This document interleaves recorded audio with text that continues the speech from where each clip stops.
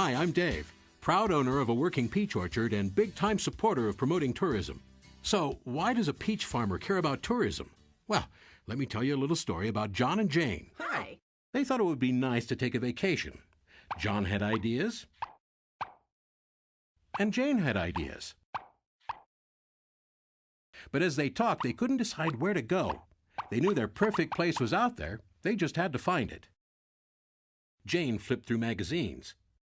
John started noticing the vacation ads on TV. On his way to work, John saw billboards and heard radio ads. Mostly sunny skies. And once he got there, he talked to his friends about where they spent their vacations.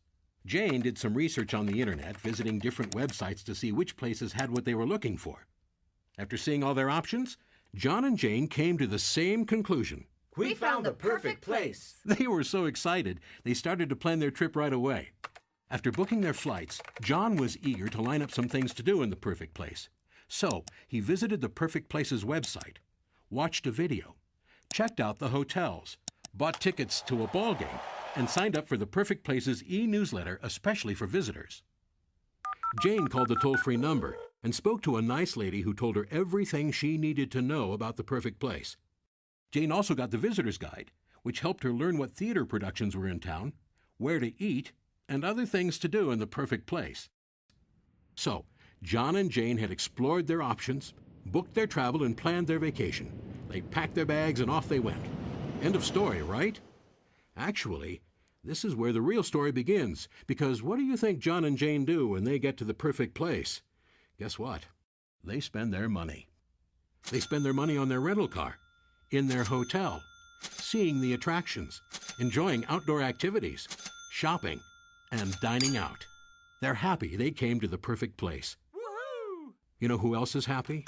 The hotel they stayed in, of course, and the bellman at the hotel, the workers at the local company that supplies his uniform, the stores they shop at, and the banks they use. And then there's the restaurant where John and Jane ate dinner, and the waitress who served them their wine? She's happy too. So's the local vineyard that grew the grapes that made the wine, the people who bottled it, and the drivers who brought it into town. And the peach farmer who supplied the peaches for the cobbler that the waitress served John and Jane for dessert. That's why someone like me cares about tourism in somewhere like the perfect place. Yes, I'm a farmer, but I'm also a businessman, and I can draw a lot of conclusions from that story. I bet you can too. Tourism creates jobs. It brings in spending.